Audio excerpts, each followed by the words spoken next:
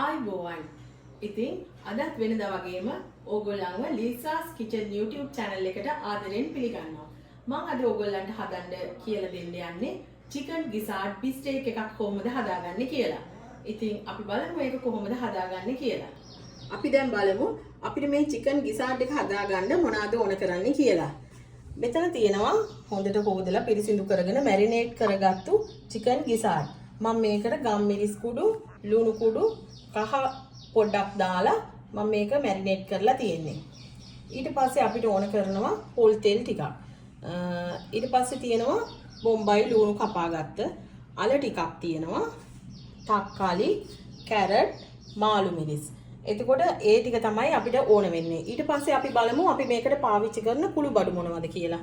මම මෙතනදී අරගෙන තියෙනවා ලුණු කුඩු, සුදු ලුණු, උළුහාල්, ඉඟුරු, අමු මිරිස්, කරපිංචා, කෑලි මිරිස්, ගම් මිරිස්, කුරුඳු පොත්තු ටිකක්, කරද මුංගු සහ කරාබු නැටි.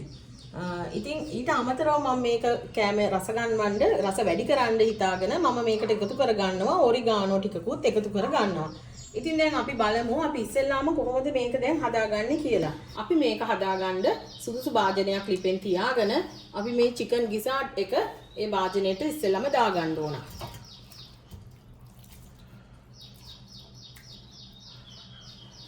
ඒක මෙන්න දාගෙන අපි මේකට වතුර ටිකක් එකතු කර ගන්නවා. අපිට මේක තම්බ ගන්න අවශ්‍ය ප්‍රමාණයට වතුර ටිකක් එකතු කර ගන්නවා. ඒකටම කපාගත්ත අල ටිකක් මේකට එකතු කරනවා. එතකොට අපි අල එකතු කරන එකෙන් මේ වැඩි රසයක් මේකට එකතු කරගන්න පුළුවන්. ඒක නිසා අලත් එක්කම මේක අපි තම්බ ගන්නවා. අපි දැන් මේ chicken gizzard එක වහලා විනාඩි 20ක් විතර මේක හොඳින් තැම්බෙන්න තියන්න ඕන. දැන් අපේ chicken gizzard එක හොඳට තැම්බිලා තියෙන්නේ. ඉතින් දැන් අපි මේක පොඩ්ඩක් ලිප ඕෆ් කරලා මෙහෙමම තියෙන්න ඇරලා ඉතුරු ටික කොහොමද හදාගන්නේ කියලා මම ඔයගලන්ට පෙන්නන්නම්. මම දැන් ඉතුරු ටික හදන්න බලාපොරොත්තු වෙන්නේ මේ hot pot එකෙන්. ඉතින් මේ hot pot එකේ ස්ටීමර් එකකුත් තියෙනවා. අපිට ඕනම දෙයක් ස්ටීම් කරලා හදාගන්නත් පුළුවන්. එහෙම නැත්නම් කුක් කරලා හදාගන්නත් පුළුවන්. මේකේ බත් ඒ වගේ එළවලු ඕනම දෙයක් මස් මාළු ඕනම දෙයක් අපිට හදාගන්න පුළුවන්. මට මේ hot pot එකේ උවේ Shopee online එකෙන්. ඉතින් මම ඒගොල්ලන්ව ආදරෙන් මතක් කරනවා ඕගොල්ලන්ටත් මොනවා හරි මේ වගේ ඕගොල්ලන්ගේ කිචන් එකට අවශ්‍ය කරන දේවල් තියෙනවා නම් ඕනම දෙයක් Shopee online එකෙන් ඕගොල්ලන්ට ගෙදරටම ගෙන්න ගන්න පුළුවන්. ඉතින් මම මේ පළවෙනි කමෙන්ට් එකේ දාන්නම් ඒගොල්ලන්ගේ විස්තර, ටෙලිෆෝන් නම්බර් ඔක්කොම. ඕගොල්ලන්ට මොනවා හරි දෙයක් ඕනේ නම් Shopee online එකෙන් ඕඩර් කරලා ගෙදරටම ඉක්මනින් ගෙන්න ගන්නත් පුළුවන්. හොඳයි. අපි බලමු දැන් අපි මේකෙන් කොහොමද ඉතුරු ටික අපි හදාගන්නේ කියලා. අපි මේකේ ස්විච් එක ඔන් කරලා මේක දැන් පොඩ්ඩක් රත් වෙන්න තියන්න ඕන. දැන් අපේ පොට් එක හොඳින් රත් වෙලා තියෙන්නේ. දැන් ඔයගලන්ට පේනවා ඇති දුම් එනවා. දැන් අපි මේකට දානවා පොල් තෙල් ටිකක්. අපිට අවශ්‍ය ප්‍රමාණයට පොල් තෙල් ටිකක් දාගෙන ඒ රත් වෙච්ච පොල් තෙල් එකට අපි අබ ඇට ටිකක් දාගන්නවා.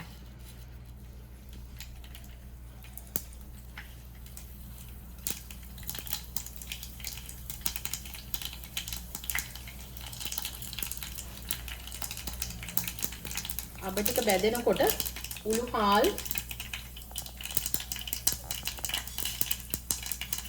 ටිකයි සුදු ලුණුත් දාගන්න පුළුවන්.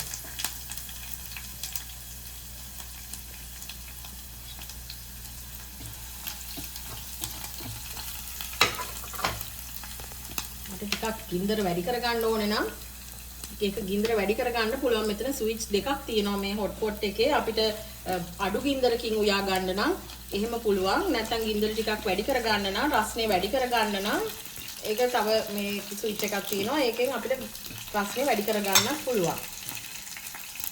ඉතින් මේක ඇත්තටම හරි ලේසි. මේ වගේ දේවල් ඉක්මනින් හදා ගන්න පුළුවන්. දැන් අපි මේකට එකතු කරගන්නවා අමු ඉඟුරු, කරපිංචා, අමු මිරිස්, ලුණු ටිකක්,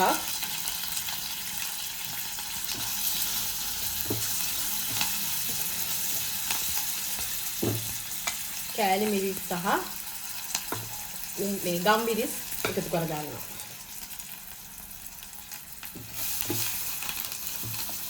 මේ ටික තෙලේ බැදෙනකොට අපි මේකට එකතු කර ගන්නවා ලුණු.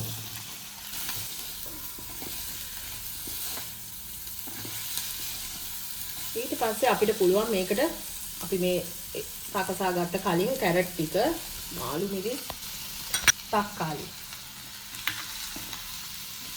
ඒ ටික සේරම කලවම් කරලා පොඩි වෙලාවක් මේකේ බැදෙන්න තියන්න. දැන් මේ ලුණු ටික හොඳට ටෙම්පරාදු වෙලා ඉවරයි. අපි දැන් මේකට දා ගන්නවා ඔරිගානෝ ටිකක්.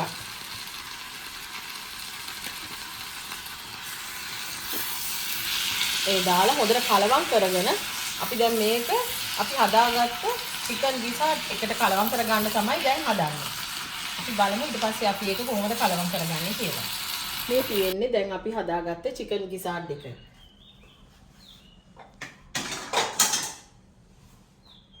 දැන් අපි මේකට හදාගත්ත ලුණු මිශ්‍රණය එකතු කරගමු.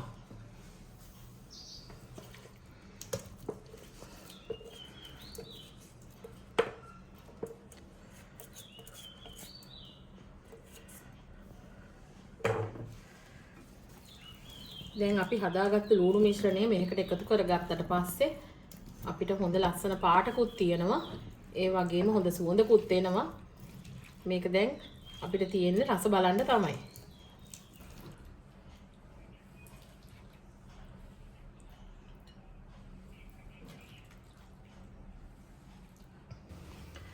මේ තියෙන්නේ අපි හදාගත්ත චිකන් ගිසාට් ඩිෂ් එක.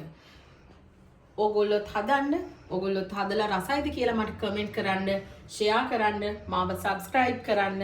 එහෙනම් ආයෙත් දවසක රස රෙසිපි එකකින් හම්බ වෙනකන් ගිහින් එන්නම්. බයි.